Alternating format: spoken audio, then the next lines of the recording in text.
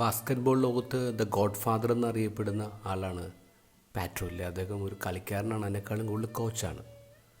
അദ്ദേഹം പോപ്പുലറൈസ് ചെയ്തൊരു ടേമാണ് the disease of more, ഇനി വേണമെന്നുള്ള അസുഖം.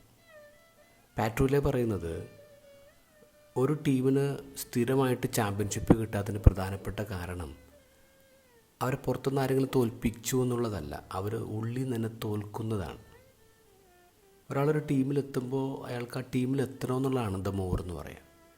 ടീമിലെത്തിക്കഴിയുമ്പോൾ പിന്നെ ചാമ്പ്യൻഷിപ്പ് മേടിക്കണമെന്ന് ആഗ്രഹമാണ് ദ മോർ.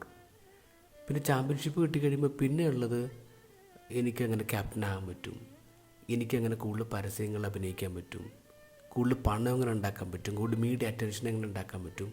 അങ്ങനെ മോറെന്ന് ചിന്തിച്ചിട്ട് പിന്നെ ടീമിന് വേണ്ടി ഹാർഡ് വർക്ക് ചെയ്യുന്ന ആൾക്കാരിൽ നിന്നും പിന്നെ സ്വയം ഹാർഡ് വർക്ക് ചെയ്യുന്ന ആൾക്കാരിലേക്ക് മാറുമ്പോൾ എത്ര ടാലൻറ്റഡ് ആയിട്ടുള്ള ടീമാണെങ്കിലും തോറ്റുപോകും.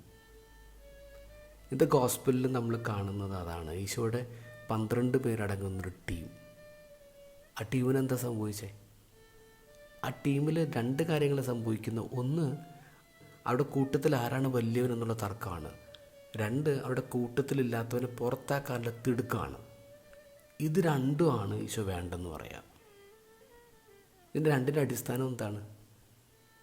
അത് പ്രൈഡാണ്. ഈ പ്രൈഡിൻ്റെ മിഡിൽ എന്താ കിടക്കുന്നത്? ഐയാണ്. പ്രൈഡിൻ്റെ മിഡിലിൽ കിടക്കുന്നത് ഐയാണ്, ഞാനാണ്. ഈ ഞാനാണ് ഈ പ്രശ്നം. കുരിശെന്ന് പറയുന്നത് എന്താ? കുരിശിനെക്കുറിച്ച് ഇങ്ങനെ പറയാറുണ്ട്, it is I crossed out. നമ്മളൊരു ഐനെ ഇങ്ങനെ വെട്ടിക്കളയുമ്പോൾ അത് കുരിശാണ്. ഐനെ വെട്ടിക്കളയാം, അതാണ് ഗ്രേറ്റ്നെസ്.